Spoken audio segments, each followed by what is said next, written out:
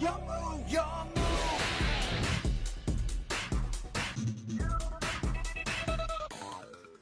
So starting off with the deck profile, we have triple Gen, the Diamond Tiger, sorry, and double Ken. Now, these guys go hand in hand, and they are TCG exclusives, and they're common, which I think is crazy. If you don't know what these cards do, is that you basically normal summon them, and then you bring out their counterparts directly from your deck to your opponent's side of the field, and they give effects based on when they are special summoned. So Gen special summons Ken, and Ken makes you draw 2 and discard 1. And then if you have Ken and you summon Gen, Gen makes your opponent discard 1.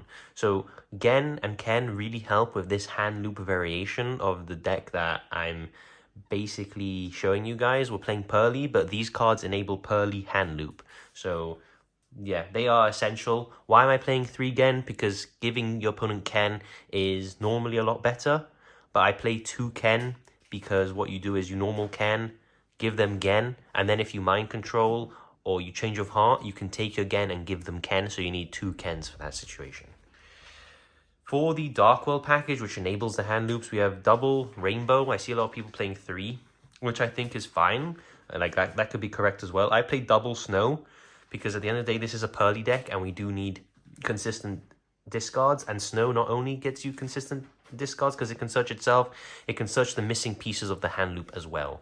So that is why I like Snow. We play the 1 Silver because you only ever need 1 for the hand loop, and the 1 Purrely, and again Purrely is only ever needed at 1. And with this, you're basically going to be looping 2 to 5 cards out of your opponent's hand. It really depends how good your hand is, but you can normally do 2 and then commit to your Purrely plays.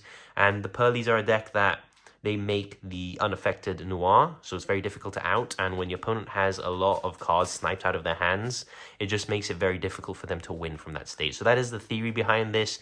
It is very consistent, I must say, apart from when you only open Dark Worlds, of course, then that's a bit of a brick, but you play so much Purrely engine that, you know, you usually open Purrely with some sort of combination of Gen and Ken, and you can make the hand loops work. So this is the non-Purrely engine, and I think it's fantastic. If you want to play triple Rainbow and cut Snow, I wouldn't blame you. You can do that. I just like Snow for the reasons I mentioned before. So this is a fantastic engine, and yeah, it just gives Purrely an extra dimension and allows you to hand loop with them, which I know isn't, you know, a fun mechanic, but it does guarantee you a lot of wins, especially if you can hand loop your opponent for 4 or 5, and then you make a Noir like what they're going to do necessarily. For the Purrely engine, we have triple Purrely.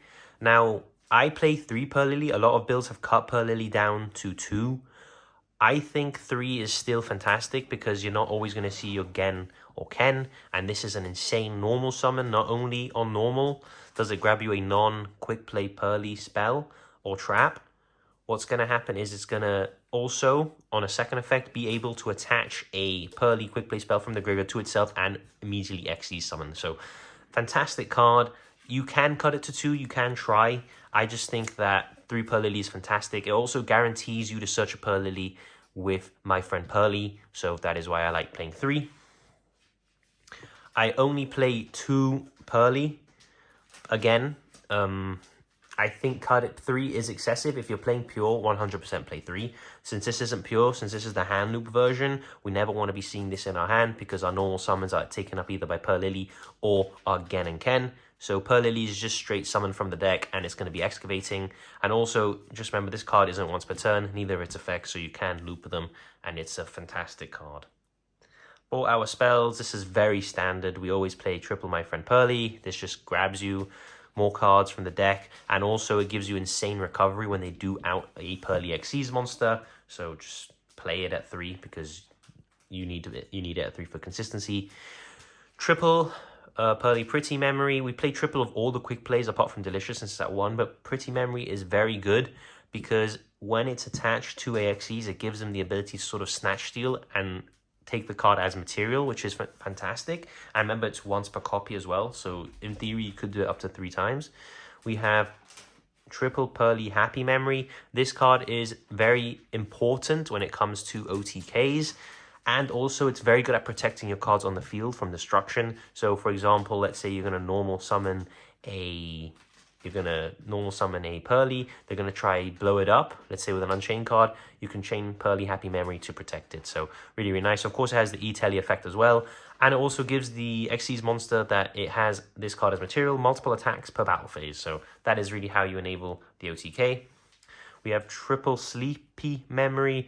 Now, this is the card that you're going to be using in the hand trap variations of Purrely, because you're going to want to be attaching as many Sleepy Memories as possible underneath your XYZs, because in the standby phase, you will draw cards, and, you know, it isn't once per turn, so you can draw multiple cards, and then you can rank up that Purrely and then activate them again. So if you have 3 Purrely Sleepy Memory and the trap, you're going to draw 6 cards during your opponent's standby phase, which is crazy. But also, it's just very good in general as well as an E-Telly, and it just takes the next battle or effect damage for this turn that you take 0, so it can save you in a sticky situation. We have 1 Purrely Delicious Memory. This is at 1. This just is for your plump plays, and also it gives the monster that's equipped to it 300 per material, which means you can make some pretty huge Xyz monsters, which help you really push for game.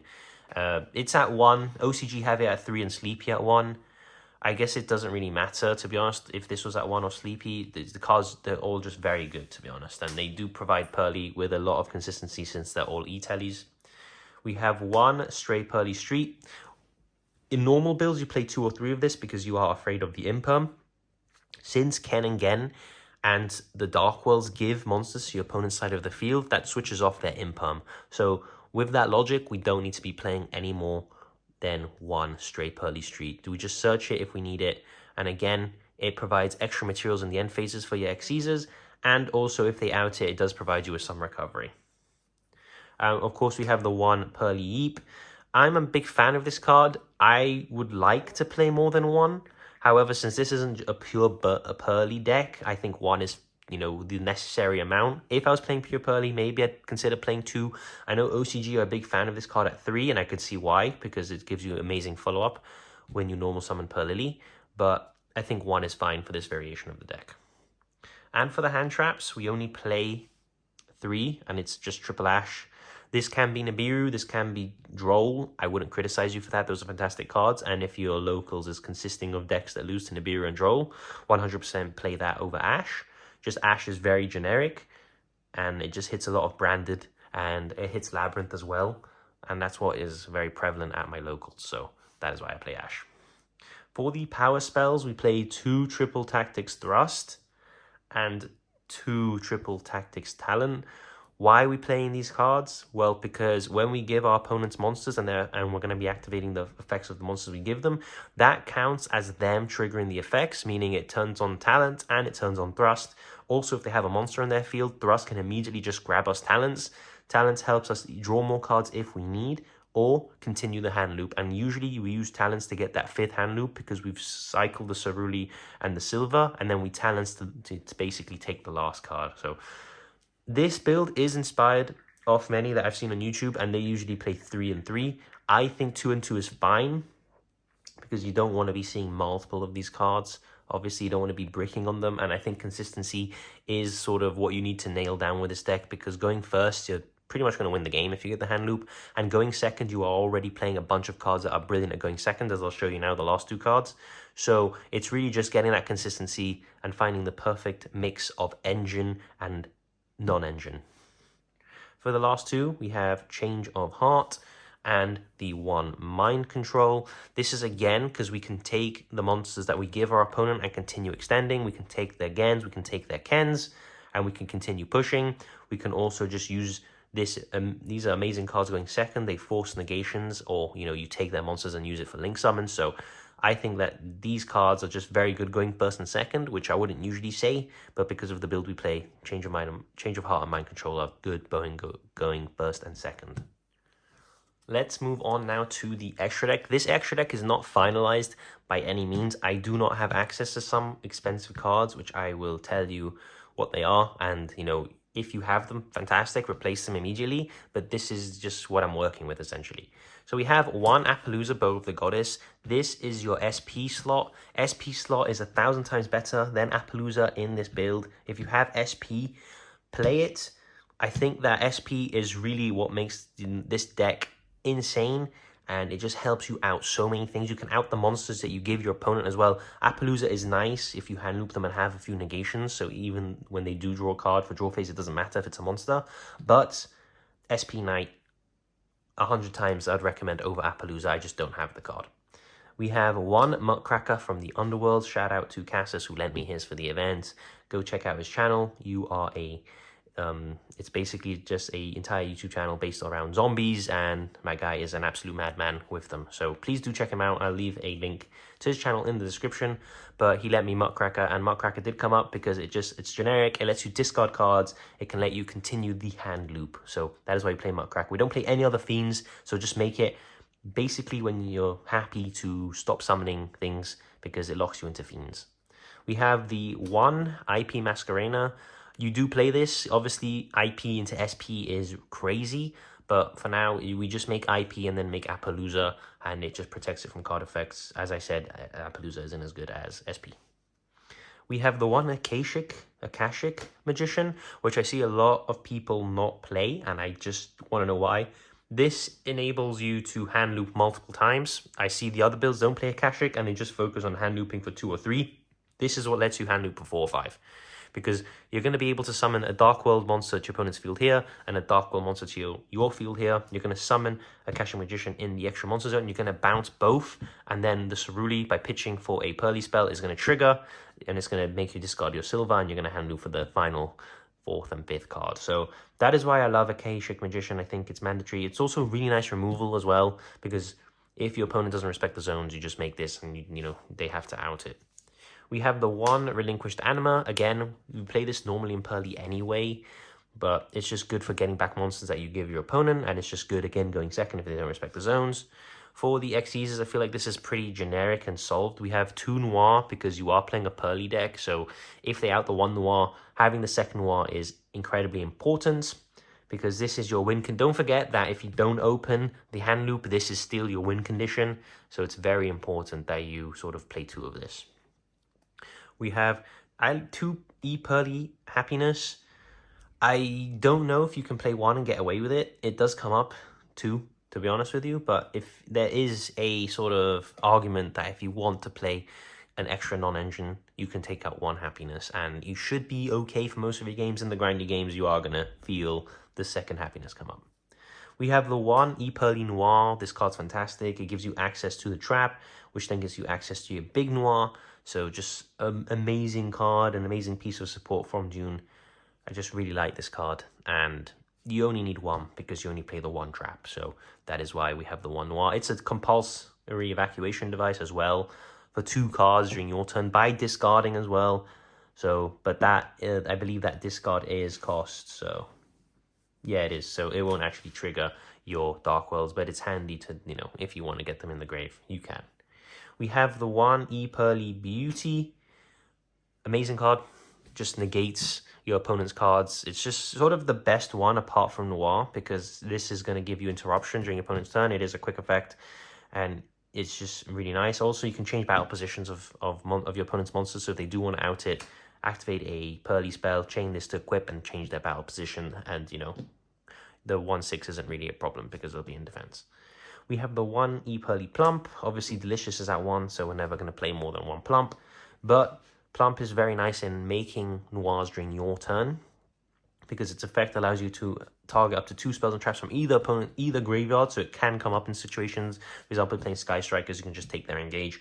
And it equips it to them as material, so that obviously you make this, so that's already 4 materials that you'll have with the Plump, because you'll have your Purrely targeting Delicious, equip it goes into Plump, and then what you're going to do is you're going to use Plump effect, get 2 more spells or 2 more traps from either graveyard and put it on the material, and then all you need to do is activate 1 more quick play, attach it to Plump, and then you have your Noir. So Plump is very useful for going into Noir during your turn.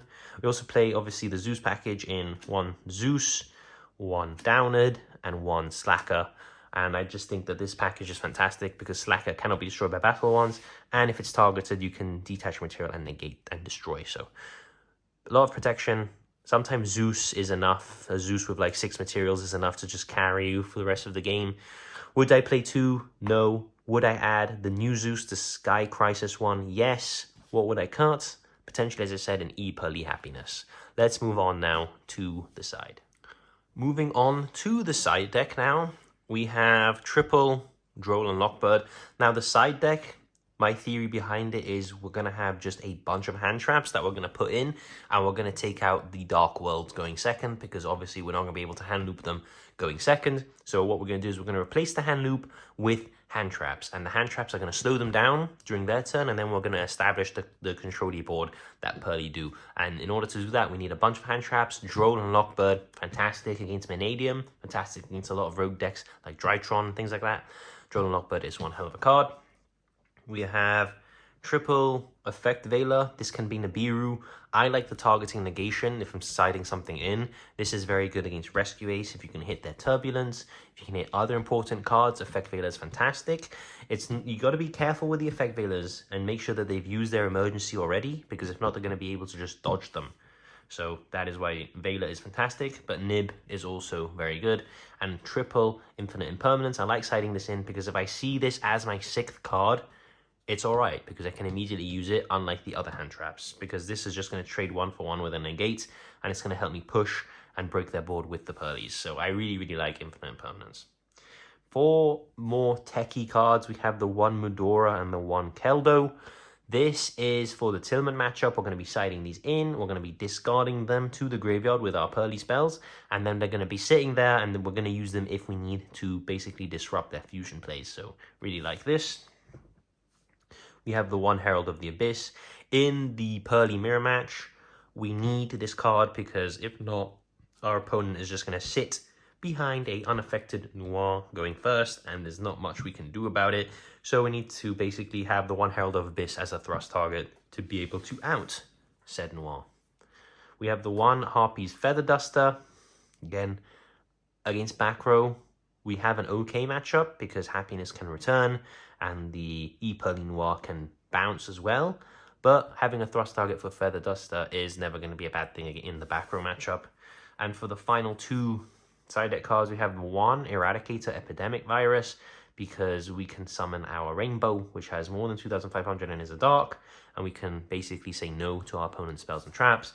And we also have the one deck Devastation Virus, which is fantastic as well, because we also have Silver, which has 2,000 or more attack, and the Rainbow, of course. And this is going to hit all of our opponent's small monsters, essentially. And we're just going to stop them from playing, which is sort of what we want to do. It's time! Let's go!